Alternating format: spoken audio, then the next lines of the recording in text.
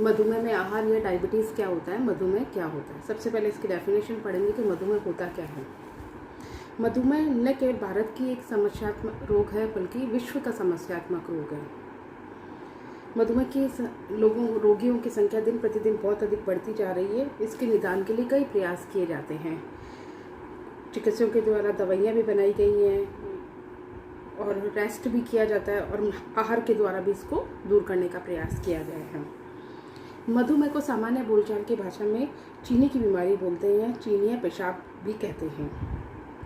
इसमें शरीर में इंसुलिन हार्मोन के कारण अल्प श्रावण के कारण होता है। ये इंसुलिन हार्मोन का श्रावण कम हो जाता है और ये मेटाबॉलिज्म संबंधी रोग है। इंसुलिन की कमी के कारण कार्बोहाइड्रेट का मेटाबॉलिज्म सही ढंग से नहीं हो पाता है, जिसके कारण मधुमेह रोग हो जाता है। यह रोग एक बार लग जाने पर इससे मुक्ति पाना आसान नहीं होता। यह रोग का निदान नहीं है, लेकिन इसको हम क्योर कर सकते हैं डाइट के थ्रू। यह रोग जीवन पर्यंत चलने वाला रोग है। व्यक्ति की मृत्यु के साथ ही इस रोग की समाप्ति होती है। यह रोग सबसे बड़ी चीज़ है कि यह रोग किसी भी अवस्था में हो सकता है। ये बच्चों में भी हो सकता है और ये बड़ों में भी हो सकता है। मधुमेह की परिभाषा सुधा नारायण के अनुसार यह एक परंपरागत उपापचयन की दुर्व्यवस्था है जिसमें इंसुलिन का असंतोषजनक उत्सर्जन होता है या इंसुलिन का उपयोग नहीं हो पाता है। इससे शरीर कार्बोहाइड्रेट का उपयोग करने में असमर्थ हो जाता है। मधुमेह के अग्नाशय से इंसुलिन हार्मोन का स्रावन होता है। यह अंतःस्रावी हार्मोन है जो लैंगरहैंस के दीपिकाओं के केशिकाओं द्वारा स्रावित होता है। इंसुलिन कार्बोज के मेटाबॉलिज्म को नियंत्रित करता है। जैसे ही रक्त में ग्लूकोज की मात्रा बढ़ जाती है, यह हार्मोन अधिक मात्रा में उत्पन्न होकर ग्लूकोज को यकृत तक पहुंचाकर उसे ग्लाइकोजन में परिवर्तित कर देता है। इसके लिए उत्कोण तथा कोशों में ऑक्सीकरण के लिए इंसुलिन की आवश्यकता होती है। मधुमेह की स्थिति में ग्लूकोज पेशाब के माध्यम से निकलने लगता है। अग्रपीयूष, एड्रिनल कॉर्टेक्स तथा थायराइड ग्रंथि से स्रावित हार्मोन की अधिकता से ग्लाइकोसूरिया तथा कीटोसिस भी हो जाता है। मधुमेह की स्थिति उत्पन्न हो जाती है। कहने का तात्पर्य यह है कि मधुमेह में इंसुलिन का स्रावण कम हो जाता है और कार्बोहाइड्रेट का मेटाबॉलिज्म नहीं हो पाता, जिसके कारण मधुमेह रोग हो जाता है।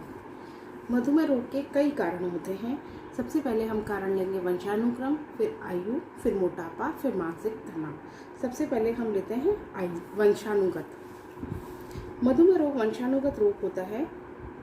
यदि रोगी के माता पिता दोनों को ही अथवा इसमें से कोई भी इसे मधुमेह रोग से पीड़ित हो तो उनके बालकों में भी यह रोग होने की संभावना प्रबल होती है। यदि बालकों में प्रत्यक्ष रूप से मधुमेह नहीं भी हो पाता तो भी वे इस रोग के वाहक डायबिटिक कैरियर हो जाते हैं।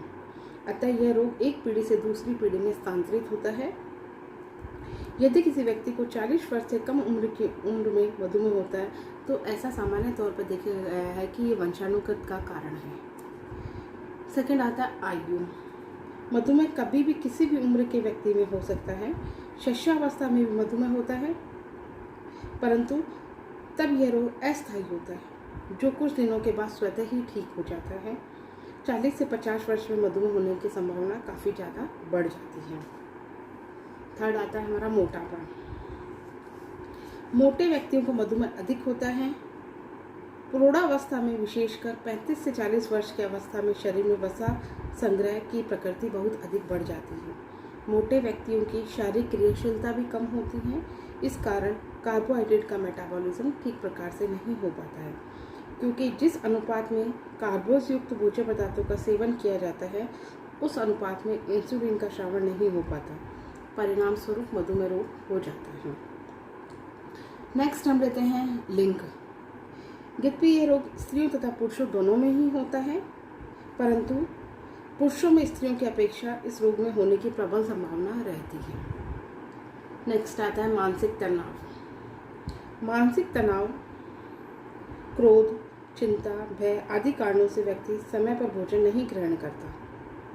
जिससे अनियमितता उत्पन्न हो जाती है और कार्बोहाइड्रेट का मेटाबॉलिज्म प्रभावित होता है। कार्बोहाइड्रेट का मेटाबॉलिज्म प्रभावित होता है, इंसुलिन का सिक्रेशन नहीं हो पाता, इंसुलिन का सिक्रेशन सही ढंग से नहीं हो पाता तो मधुमेह रोग हो जाता है।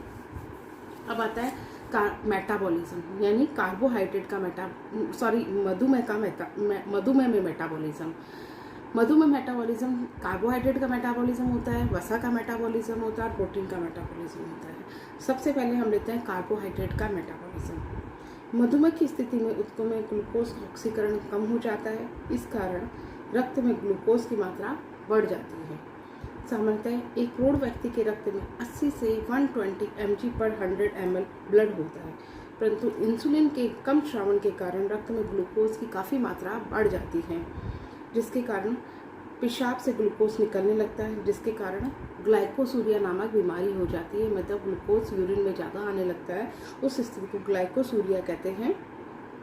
ऊतकों में ग्लूकोज का ऑक्सीकरण क्षमता काफ़ी कम होती है, परिणाम स्वरूप रक्त में ग्लूकोज बढ़ने लगता है। यदि रक्त में ग्लूकोज की मात्रा 180 mg/100 ml हो जाती है, तब ग्लूकोज पेशाब के माध्यम से निकलने लगता है। मधुमेह की स्थिति में रक्त में शुगर 400 से 600 mg/100 ml हो जाती है।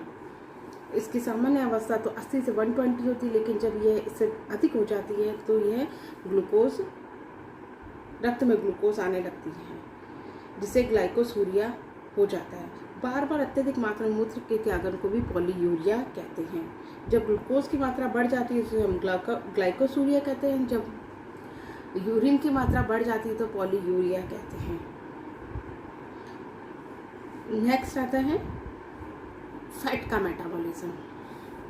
मधुमेह की स्थिति में कार्बोहाइड्रेट का मेटाबॉलिज्म ठीक प्रकार से नहीं हो पाने के कारण यकृत में ग्लूकोज का निर्माण बंद हो जाता है। यकृत ग्लूकोज का निर्माण नहीं कर पाता, इस कारण यकृत में ग्लाइकोजन की मात्रा अत्यंत कम हो जाती है। शरीर के विभिन्न आंतरिक तथा बाहरी क्रियाओं को करने के लिए ऊर्जा की आवश्यकता होती है, परंतु मधुमेह की अवस्था में ऊर्जा प्रदान करने हेतु ग्लूकोज का उपयोग नहीं हो पाता है। अतः वसा ही शरीर में ऊर्जा देने का काम करती है। ऐसी परिस्थिति में वसीय अम्ल के मेटाबॉलिज्म के फलस्वरूप एसीटोन तथा कीटोन बॉडी में एसिटोएसिटिक अम्ल, एसीटोन तथा पॉलीहाइड्रोक्सी ब्यूटारिक अम्ल होता है। ये सभी विषाक्त पदार्थ होते हैं।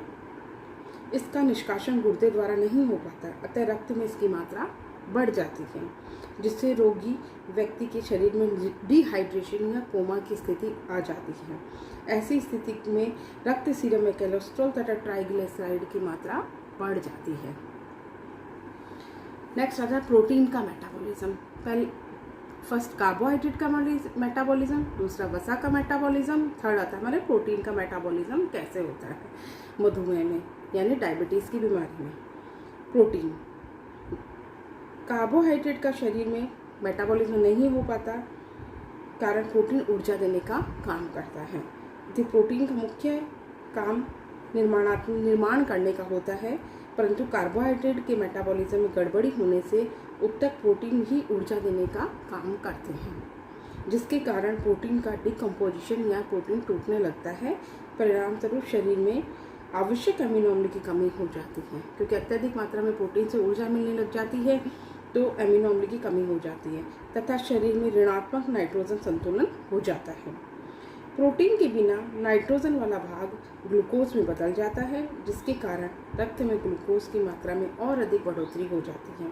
मांसपेशियों का क्षय हो जाता है तथा रोगी कमजोर व दुर्बल हो जाता है। ये तो है मेटाबॉलिज्म।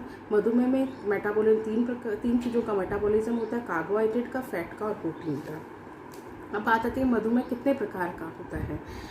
मधुमेह जो होता है वह बच्चों में भी हो सकता है, हमने पढ़ा, बड़ों में भी हो सकता है। बच्चों में जो मधुमेह होता है उसे हम बोलते हैं जुवेनाइल, बालकों में मधुमेह, और बड़ों में जो मधुमेह होता है उसको बोलते हैं एडल्ट डायबिटीज़, यानी जुवेनाइल डायबिटीज़ और दूसरा आता है एडल्ट डायबिटीज़। जब 20 साल से कम उम्र के बच्चों में मधुमेह होता है तो उसे हम बोलते हैं जुवेनाइल डायबिटीज़, और जब मधुमेह वयस्कों में होता है तो उसे हम बोलते हैं एडल्ट डायबिटीज़। आज की क्लास में हम मधुमेह के बारे में इतना ही पढ़ेंगे। नेक्स्ट क्लास के अंदर हम टाइप्स ऑफ मधुमेह, ट्रीटमेंट मधुमेह का, सिम्टम्स ऑफ मधुमेह और हम मधुमेह में क्या आहार देना चाहिए, हमें किस चीज़ का डाइटरी रिक्वायरमेंट पे ध्यान देना चाहिए। धन्यवाद।